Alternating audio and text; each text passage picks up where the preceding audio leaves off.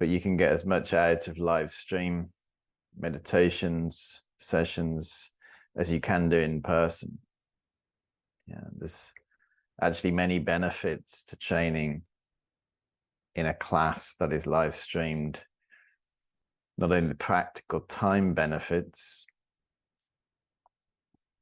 but also you can create an environment at home that is meditative and calm. So then when the session finishes, rather than it feeling that the session is separate from your life, something that you do outside your everyday home life, you're doing it at home. So you can immediately try to integrate and put it into practice. It's very practical. So from your side, you can try to prepare well, if possible. Try to create a nice space to meditate in, the best of your ability, a quiet space, calm space, whatever you can do. That is wonderful. As with the meal, it's all about the preparation. So if you can try to, of course, when we do a class that is outside, we will leave earlier so we can get there on time. But of course, if we do a class on our laptop or iPad, there's not much of a commute. So we can potentially leave it all until the last minute. So then that means the preparation is not much. So it will take you a while to get into the space. So that's one of the reasons why on these live streams sessions, I offer the mindful movement. So it's, you're tuning in 10 minutes before, 15 minutes before. But even if you can't do that, potentially the space that you're doing your practice in, give it a bit of a tidy, a clean, just so you've done some preparation. And I guarantee that that preparation will put you in good stead for the session. And then once you complete the session in an hour's time, there's the option to do a discussion with fellow attendees if they wish to join.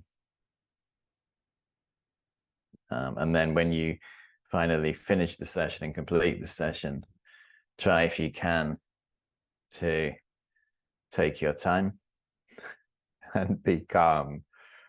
And instead of diving back into life, just take it easy, easy way out of the session.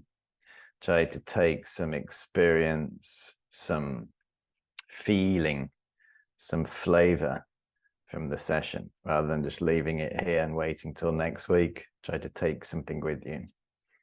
So if you can prepare well, and then if you can conclude well, you'll get a lot out of the session. Also, when you're doing an online live stream, it does require from your side a little bit more discipline, self-discipline, to stay in the present moment,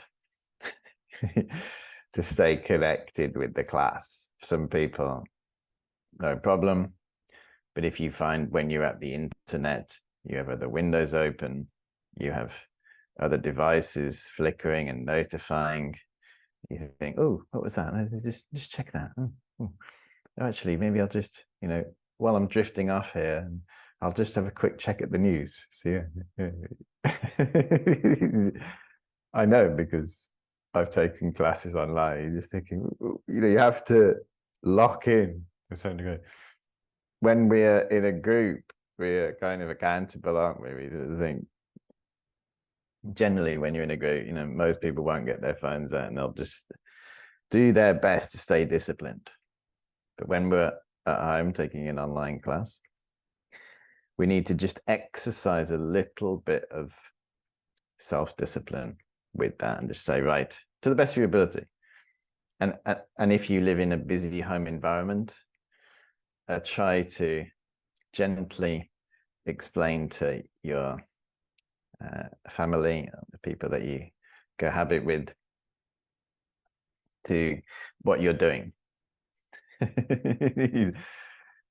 I'm taking an hour's meditation class. It's a Saturday morning.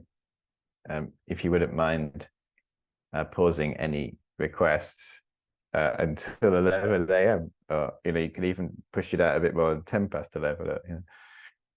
And then create that precedent, start as you mean to go on. That, you know, so that, and then they'll start to get used to it. And so there's a few words about online meditation. But of course, during lockdown, we shifted everything online as the whole world did. And many people were able to benefit greatly from that. And even potentially to go deeper in their meditation, because of course, you're doing this meditation class, although, you know, we have a lovely group now together, you're actually sitting there on your own, you know, like physically on your own. So there's no one coughing next to you, you know, there's no one sort of fidgeting and itching next to you. Or maybe, you know, sometimes in a class, some people are, you know, they're going through whatever they're going through, and they're bringing that to the class. So they're not only, you know, you trying to work out how you can apply this to your life, you're trying to sort of process what they're thinking and doing, and maybe they ask a question and then it's, you know, disturbs you slightly. Many different things that we have to manage in a group. But this is a group, but it's a group, but it's almost like a one-to-one. That's how we need to see it. And if you have any understanding or appreciation of the Zoom system itself, what you're looking at now on the screen could be a variety of different things, depending on your settings. So for example, you could be looking at yourself, just like, I'm just looking at me. Yeah. Or you could be looking at everyone on the group. Yeah. And then you see someone, you know, going off to make a cup of coffee. What's going on? I'm trying to focus on the class. But there's a way of setting it up so you can pin the speaker, so you'll just see the speaker. Yeah, so it's like, it's a one-to-one. You're not seeing other people. But if you want to see the other people, you can also set it up like that. Yeah. There's also a tool on this Zoom software, which is very helpful, where you can send a message to me during the class. Yeah. So there's like a chat thing. So if you send a chat, if you go to the chat box, that chat message will come directly to me. It won't go to anybody else. So if, like, during the class, the question comes up, send it through. I may not be able to immediately address it, but I'll take a look at it and then see if I can address it during the class, or I'll try to reply to it. So little things like that can be really helpful, because sometimes in a group setting, you have a question, you have to proclaim it to everybody. Yeah. Which, you know, for many people is just not something that they want to do.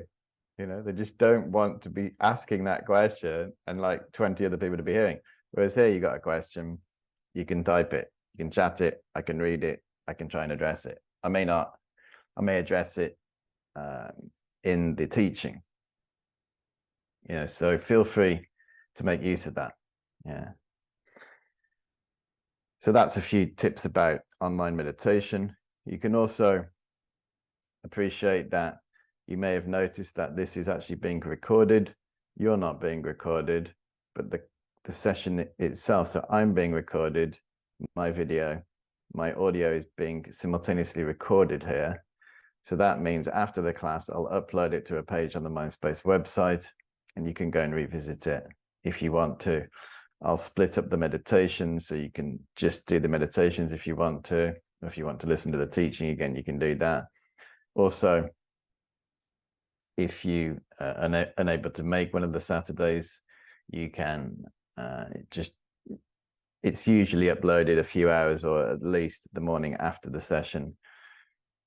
You can go on, I'll send out an email when it's uploaded. You can go on and review the class in your own time, whether it's the full class, the video, which is available, or just do the audios. If you're unable to make the live session, this actual live stream, my suggestion is try at some point to think to yourself, okay, I missed the live stream, but I'm going to try and take an hour out and schedule an hour at some point, whether it's on the Saturday or any time during the rest of the week, where you do the, you know, you try to sit and take the class and then you'll get more out of it.